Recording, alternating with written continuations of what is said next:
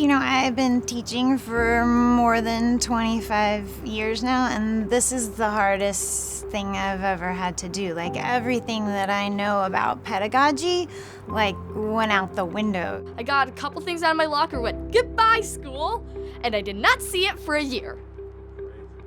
Or half a year. When the school first closed, I was like, yes, we get summer early. We weren't going back to school, and it really was kind of scary, but it was also new, and I wasn't sure what was going to happen. I said goodbye to my 8th grade class, where I was in class with them, and we had we knew we weren't coming in the next day, and I said, goodbye, see you Monday, and that was a year ago, and those kids are now in high school, so we never got to say goodbye, kind of thing, an end of their experience. So that was a challenge to start out with. Shapes, that's gonna be...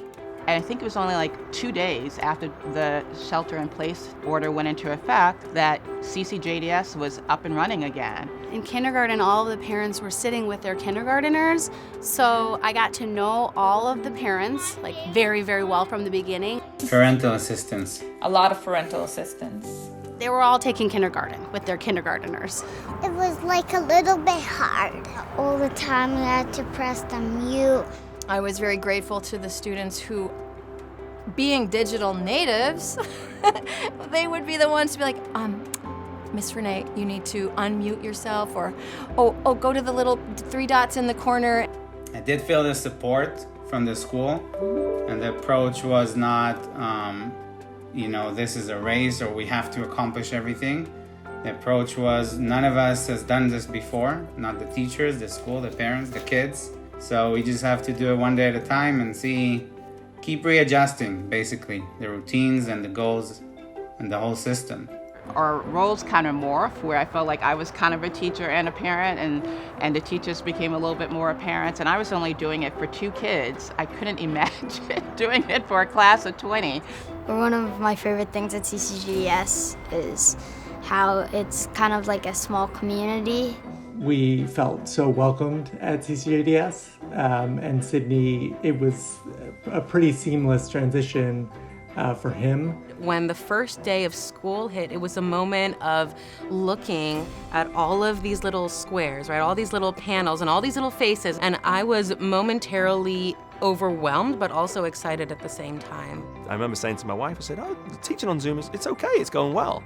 And it wasn't until I came back in person that I realized that, it's not great. It's not what I thought it was. I was so happy when, in October, we got to come back to school. Those first couple weeks on campus, there was a real sense of we're doing this together, we're going through this together. It's really special. We're so excited to see people and people talking and laughing and kids playing, and so it was really amazing to see that after so long of just being on Zoom. I'm really happy I'm finally in person. I got to meet everybody. The way they were walking in and looking around at the space, it was as if they were walking into Disneyland. And the appreciation that they had for things like the desk, the whiteboards, being able to see other people in person, those little moments, even of things they didn't say verbally, but I could see their wide eyes, or how you can tell even with the masked faces, when they're smiling underneath. To be a beacon in such an unstable environment. We can do hard things. We can actually get a lot out of doing hard things. And we really grow from doing hard things. It really showed kind of what we're made of, right? In tragedies and challenges, you have to draw upon your strength, and it highlighted the strength of CCJDS. I think our strength in community comes from those shared experiences, and being able to unpack that with the students, I think, gives us those tools of how do we deal with difficult situations together, but then as a community, how do we support each other? I think the school has been a constant, just being there for the families and the students has been really important. And for me as a teacher coming back, I feel like I'm not living through a pandemic. I'm wearing a mask to teach, and there's some strange things that we have to deal with, but it's given some normalcy. It's a lot of moving pieces, a lot of learning. I think that we're all exhausted, but I think that we've grown exponentially. It's really been incredibly challenging and incredibly rewarding, you know, when it did work. And there were so many points of light throughout the journey to really celebrate the resilience, the creativity, the beyachad, the togetherness. Thinking about all the different variations of school that we've gone through. We've gone through all on Zoom. We've gone through rotations where I tell them, don't forget, you're on rotation next week, you know, take your things home, to ending the year without Zoom and everything in between. To think of, you guys went through that journey with me, you know, and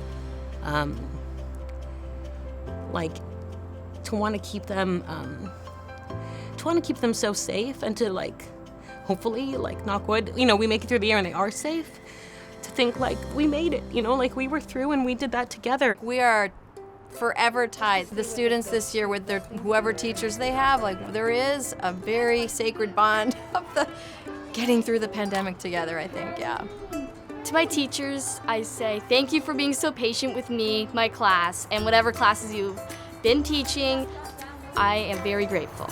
Yes, good. The idea that, you know, we can take this apart and put it back together, and it's strong enough and we're strong enough to be able to do that in a way that's safe and loving and successful is a huge lesson. And it's so important for us to be able to take the time in our lives to look at things anew and look at things michadash and not be afraid to take things apart and put them back together in hopefully better and better ways as we continue on our learning journeys.